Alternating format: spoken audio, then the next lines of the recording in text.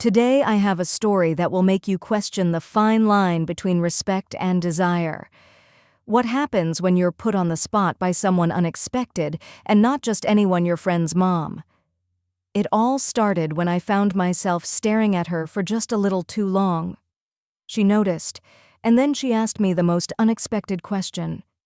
"Do you always look at me like that?"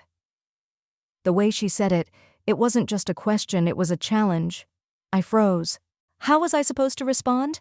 Well, let me tell you, things only got more complicated from there. Hey, I'm Max. I'm 25, originally from Oregon, but I moved to San Diego a few months ago. I'm in between apartments right now working as a freelance video editor. Nothing too glamorous, but it pays the bills. The city's expensive, and until I find a place I can actually afford, I've been crashing with people I know. That's how I ended up staying with my friend Ethan. We met through a client of mine. He's a cool guy. 22, studies architecture, plays guitar terribly, but thinks he's a rock star. We weren't exactly best friends, more like new friends who clicked. When I told him I was stuck between leases, he offered just crash in my place for a few days. My mom won't care. That's how it started. Just a few nights. The first evening was chill. Ethan introduced me to his mom, Sophia. She looked younger than I expected, maybe early 40s, but honestly, she could have passed for mid-30s. Slim, confident, the kind of woman who looks you in the eye when she talks. She greeted me warmly, offered me dinner, and joked that I looked too old to be Ethan's friend. We ate, watched a movie, talked a little about my work. She asked a lot of questions, but in a friendly way. I went to sleep on the couch feeling grateful. It's rare to meet someone's mom and feel completely at ease. The next morning is when things shifted. I woke up early, around 7 OZ. The house was quiet. I made my way to the kitchen to grab some water, still a little groggy. That's when I saw her. Sophia. She was standing near the sink, barefoot, hair damp like she had just showered. She wore a light robe, silky, deep navy blue, cinched loosely at the waist. It wasn't revealing exactly, but it left just enough to the imagination. She looked over her shoulder and smiled. "Morning," she said, reaching for a mug. "Morning," I replied, trying not to sound half asleep or stunned. She poured herself some coffee and leaned back against the counter. "You sleep okay?" "Yeah, couch was surprisingly decent," I said. I opened the fridge mostly to look away. My heart was beating a little faster than I liked. When I turned back around, she was watching me, not in a weird way, just watching. Then she tilted her head slightly and said it. "Do you always look at me like that?" I froze. She said it with a hint of a smile, but her eyes were serious. She didn't laugh it off. She didn't look away. I felt my face flush. I didn't mean to stare. She sipped her coffee, still holding eye contact. Didn't say I minded. I stood there, not sure what to do with my hands or my face. Before I could figure it out, Ethan walked in, yawning. "Yo, coffee," he muttered, rubbing his eyes. The spell broke instantly. Sophia turned back to the counter like nothing had happened. "Just made it," she said. I grabbed a glass of water and sat down at the kitchen table, pretending everything was normal, but inside I was buzzing. The rest of the day was uneventful. Ethan and I hung out, played some video games, went for a walk, talked about random stuff. Sophia didn't act any differently, friendly, polite, normal. But every time I glanced at her, I caught her glancing back. That night as I lay on the couch staring at the ceiling, I kept replaying her words. "Do you always look at me like that?" She wasn't just being playful. There was something in her tone, something in the way she waited for my answer, and I didn't give her one. Not yet. The next morning, Ethan had an early class. He left around 8:00 a.m., tossing his keys on the counter and mumbling something about being back by lunch. I was alone in the house. Well, not entirely. I sat on the couch with my laptop open, half editing a wedding video for a client in Seattle, half scrolling through TikTok. I wasn't really focused. My mind kept drifting back to yesterday, to the kitchen, to Sophia's voice, and the way she looked at me after she said what she said. Around 9:15, I heard footsteps coming down the stairs. I looked up. It was her. She wore tight black leggings and a faded UC Berkeley sweatshirt, hair up, and a loose bun, no makeup, and somehow she looked even better than yesterday. Real, natural, effortless. "Morning again," she said casually. Morning. She walked over to the kitchen, poured herself coffee, and asked if I had breakfast. I hadn't. She offered me toast and eggs. I didn't want to say yes, but I didn't want to say no either, so I said sure. We ate in the dining room, just the two of us. At first it was small talk, my job, how long I've been editing, whether I ever wanted to work in Hollywood, but gradually her questions got more personal. You have someone back in Oregon? No, I said, chewing slowly. Had someone, didn't last. She nodded like she understood, then asked, You don't seem like a guy who's easy to let go of. I laughed awkwardly. I'm not that interesting. I think you are, she said, eyes on me. There was a long pause. I looked away. She changed the subject, asked if I could help her move a few boxes in the garage. Just some old stuff I've been meaning to donate, she added. I agreed. 10 minutes later, we were in the garage, standing over a stack of dusty boxes. We moved them slowly, methodically, and it wasn't even that heavy, but the space was tight, narrow. Every time we passed each other, our arms brushed. At one point, she dropped a small box of books and bent over to grab them. I instinctively turned away, but not before noticing the shape of her body, the line of her back, the quiet confidence in how she moved. And when she turned around, she caught my eyes. Again, that look again, she said softly. There wasn't any humor in her voice this time. I opened my mouth to respond, but I couldn't think of anything that wouldn't sound either stupid or too honest. I'm not judging, she said, stepping closer. I just wonder what you're thinking. I don't think I should answer that, I said, forcing a half smile. She raised an eyebrow. Why not? Because he's my friend, she nodded. Good answer. Then she brushed a bit of dust off my shoulder gently, slowly, and walked past me toward the door.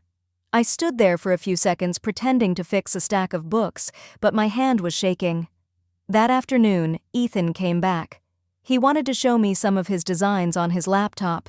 We sat in the living room. His mom walked past a few times and neither of us said anything. But every time I looked up, I felt her eyes on me from the hallway or the kitchen. Dinner was tense. Or maybe I was just tense. She made pasta. We all sat together. Ethan talked most of the time, telling stories from school. Sophia laughed at the right moments, made polite comments but barely looked at me, and that made it worse. After dinner, Ethan asked if I want to go to a friend's party. I said, no, I had work to finish. He shrugged and left around 9:00 p.m. I went back to the couch with my laptop. 15 minutes later, Sophia passed through the living room holding a glass of red wine. I'll be in the den if you need anything, she said. I nodded. Thanks. A few minutes passed. I heard music, soft jazz playing from the back of the house. I kept editing, then I stopped. I don't even know why. I stood up, walked slowly to the hallway, and stood there for a second before walking toward the den. The door was slightly open. She was on the couch, feet curled under her, reading a book. She looked up. Done working? Not really. She tilted her head, studying me. Then why are you here? I hesitated. Just needed a break. She placed a book on a coffee table. A break from work, she said, or a break from trying not to look at me. My throat dried up. I didn't know what to say. Again she smiled. Relax. I'm not going to bite.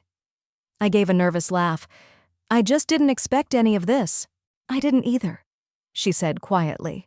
Then she turned her head toward the hallway and added, He'll be gone most of the night if you're wondering. I looked at her, really looked. Then she said gently, You can sit if you want. And I did. I don't know how long I sat there beside her. Maybe 15 minutes, maybe more.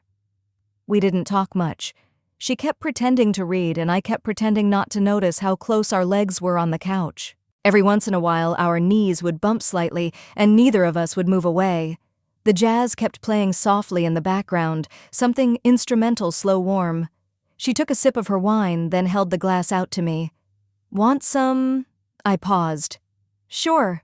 She handed it over without hesitation. I took a small sip and handed it back.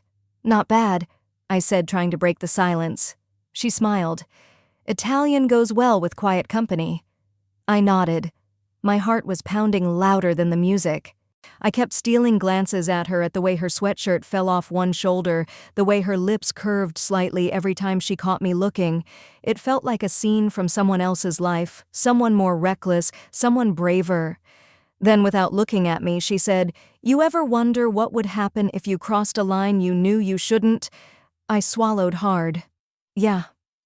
She finally turned to face me. "You think you could live with it afterward?" "That depends," I said, "on what's waiting on the other side." She studied my face. I could feel her reading me, searching for the thing I wasn't saying out loud.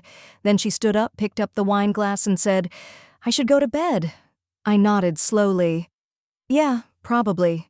She walked toward the door, then paused. "Good night, Max." "Good night." She stepped into the hallway and turned toward the stairs. I sat there for a minute, tried to breathe normally. Then I got up and went back to the living room. I opened my laptop but didn't touch it. I just sat there staring at the blank screen. Around midnight, I got up to use the bathroom.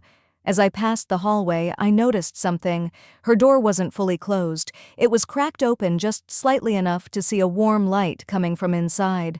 I kept walking, but halfway down the hall I heard it. "Max," a soft whisper.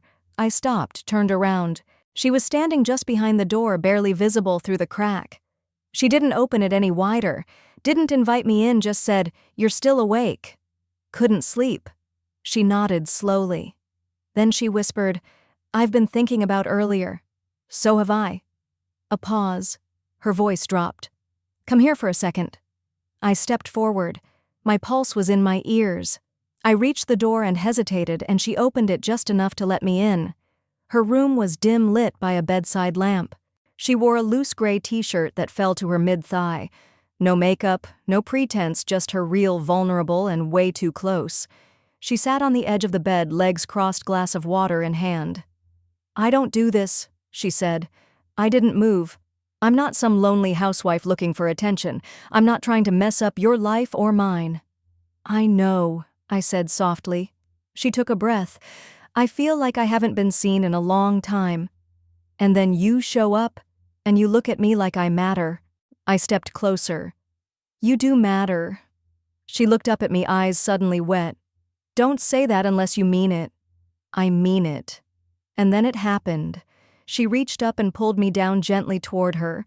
Our lips met, soft, hesitant trembling. It wasn't rushed.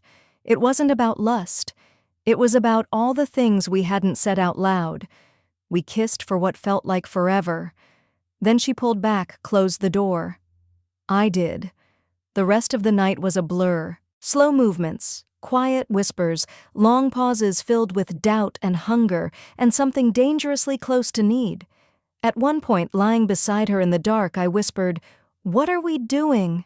She replied, "Something we'll probably regret, but not tonight." "No," she said, "not tonight." The next morning, I woke up early and slipped out of the room before Ethan could see anything. He was still asleep in his room. I went for a walk, trying to clear my head. Everything felt heavier, brighter, realer. By the time I got back, she was in the kitchen making pancakes like nothing had happened. "Morning," she said, smiling politely. "Morning."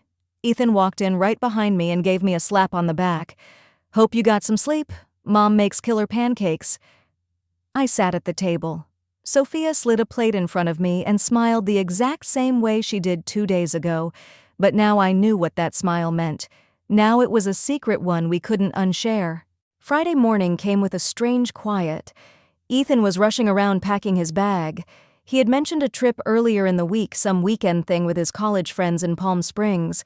I didn't think much of it then. Now every second felt heavy. "You sure you don't want to come?" he asked, shoving socks into his duffel bag. "Plenty of space. Just bring your laptop. Edit poolside." "How about a deadline Monday?" I lied. "Can't fall behind." He shrugged. "Fair enough. But hey, don't burn the house down." He left just after noon. Sophia was upstairs when he called out goodbye. She didn't come down. The door shut. Silence. Then footsteps on the stairs. Slow bear. I looked up from the couch as she entered the room in loose jeans and a soft tank top, holding a laundry basket, like nothing was different. But everything was. "He gone?" she asked, not looking at me. Yeah, I said. She nodded, walked past the living room and into the hallway. A minute later, I heard her put the laundry down and run water in the kitchen. I followed. She was rinsing strawberries at the sink. You want some? She asked, glancing at me sideways. I stepped closer. Do you? She didn't answer right away, just turned off the water, set the bowl on the counter, and finally looked at me. The tension between us wasn't playful anymore. It was sharp, real. I didn't sleep much last night, she said quietly. Me neither. She dried her hands and leaned against the counter. Is this a mistake? I asked. Probably, she replied, but I'm not ready to stop. I walked to her slowly. She didn't move. When I reached her, she looked up and said, "We only have 2 days," and that was it. We spent the afternoon in the house like two people who knew the clock was ticking. No pretending, no guilt, at least not yet. She cooked, I helped. We joked, we kissed in the kitchen slowly at first, then like we've been waiting weeks. By evening, we were on the couch watching a movie we didn't care about, her legs across mine, her head on my chest. Every few minutes she'd look up and smile without saying a word. She didn't ask me to sleep in her room. She didn't have to. That night was quiet. No jazz music, no whispered tension, just skin against skin, breath against breath. We talked in the dark about her, about me, about why it felt so good and so wrong all at once. I haven't felt like a woman in a long time, she said. Not really. I didn't know how to respond, so I just pulled her closer. The next day felt unreal. We had breakfast on the porch. She wore a long shirt of mine buttoned halfway. No one would have guessed we were to each other or what was happening. In the afternoon, we went out. Groceries, errands. It was almost normal. But in every aisle, in every glance, there was that same energy, the one that said, "This isn't forever, but it's ours now." Back at the house, we danced in the kitchen to some old song she loved. She showed me photos of her when she was younger, photos of Ethan as a baby. She got quiet. "You look sad," I said. "I'm not," she said. "I'm aware of that none of this can last." "I know," I said, my voice low. She reached up and touched my cheek, but I wanted to. That night we sat in the backyard, under a string of lights Ethan had hung last summer. It was warm. She rested her head on my shoulder and asked me to tell her about my childhood. I talked for a long time. She listened like no one ever had. Around midnight, she whispered, "If this was a different life." I nodded. "I know." Sunday morning hit like a brick. Ethan texted her around 9 a.m. saying they'd be home by late afternoon. We both stared at the phone. Neither of us said anything for a minute. Then Sophia stood up from the table and said, "We should clean up." We moved around the house quietly. She did laundry. I vacuumed. Every now and then we crossed paths. A glance here, a hand brushing there, but no more kisses, no more words. It was ending and we both felt it. I packed my things before Ethan got home, told him I found a short-term rental on Craigslist, which wasn't entirely a lie. He didn't question it, just said, "You sure?" "Yeah," I said. "Stop mooching off your mom." He laughed. "She liked having you here, I think." I didn't answer. Before I left, Sophia found me in the hallway near the door.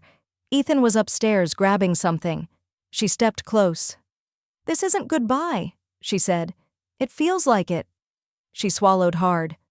"You're a good man, Max." I wanted to kiss her, hold her, say something that made it all make sense. But I didn't. I nodded. "Thank you," I said, "for everything." She didn't smile, just looked at me with those eyes I'd never forget. Then Ethan came bounding down the stairs and the moment was gone. It had been 3 weeks since I left Ethan's house. The days moved slow. I rented a small room in a shared apartment not far from their place, not intentionally close, but close enough that I passed their street sometimes when grabbing groceries or just walking to clear my head. I hadn't seen Sophia since that last moment in the hallway. No calls, no messages, nothing. I didn't expect her to reach out. Honestly, I didn't even know what I'd say if she did. I threw myself into work, video editing from morning to night as if staying busy would mute the echo of her voice in my head, but it didn't. Every little thing reminded me of her. A song, a scent, a damn coffee mug with a cracked handle like the one she used every morning. Then one evening, I got a text from Ethan. "Hey man, Mom said you left your charger here. You want to swing by and grab it?" I stared at the message longer than I should have. I didn't even remember leaving a charger. Maybe I didn't. Maybe she did. "Yeah, sure. I can come by tomorrow." "Cool. I'll be at class till 2:00, but she'll be home." Of course she would. The next day I stood outside their door with my heart in my throat. It felt like stepping into a memory I wasn't ready to face. I knocked. Sophia opened the door. She looked surprised for half a second, then calm, controlled. "Hey," she said. "Come in." I stepped inside. The place looked the same, smelled the same. She walked ahead of me and grabbed a charger from the kitchen counter. "This one?" I nodded. I could feel the air between us thick with everything unspoken. "How have you been?" she asked. "Fine, working a lot." She gave a small smile. "Yeah," I said. "And you?" "I've been okay." There was a pause. I nodded toward the charger. "Was it really here or did you—" She met my eyes. "I didn't want it to end like that." I exhaled. "Me neither." We stood in silence for a long moment. Then she said softly, "I've been thinking about what we did. About those days." I looked at her. "Do you regret it?" She didn't answer right away. "I regret how much I want to do it again." I felt that in my chest like a punch. "But we can't," she added. "Not really." I nodded. "I know. It was never going to last," she said, voice steady now. "We were two people who needed something at the same time, and maybe that's all it ever was." "That's not all it was," I said. Her eyes softened. "No, but it has to be enough." I stepped closer. "So this is really it?" She smiled gently. "Yeah." I took a breath, reached into my pocket, then stopped. "I wrote you something, but I think I'll keep it." She stepped forward and surprised me. Not with a kiss, but with a hug. A real one, the kind that said, "Thank you for seeing me." I held her tightly. "I hope you find someone who makes you feel the way you should." She pulled back her eyes, glassy. "You made me feel that, even if just for a moment." I nodded. "Goodbye, Sophia." "Goodbye, Max." I walked to the door, opened it, took one last look back. She stood there in the kitchen, light arms crossed over her chest, like she was holding herself together. I didn't say another word. I stepped out, closed the door behind me, and that was it. That night, I lay in my new place alone, staring at the ceiling. There was no dramatic ending, no running back, no final kiss in the rain, just a moment that passed. A connection that wasn't meant to last, a memory I knew would stay with me longer than it should. But sometimes even the best stories don't get sequels, and maybe that's what makes them unforgettable. So what do you think? Was it just a moment of awkwardness, or did I cross a line? And let's be real, how many of us have found ourselves in a situation where the tension between what's right and what's wanted gets blurred? What would you have done in my shoes? The situation might not have ended in the way you'd expect, but it left me with more questions than answers. Is it possible to feel that kind of attraction and still respect boundaries? I'd love to hear your thoughts. Leave a comment below. And hey, don't forget to hit the like button if you want to see more of these crazy stories, and subscribe for more. Your support means the world to me, and it motivates me to keep bringing you these wild tales. If you've ever been in a situation like this, let me know by hitting the 1 key as a show of support. Thanks for watching.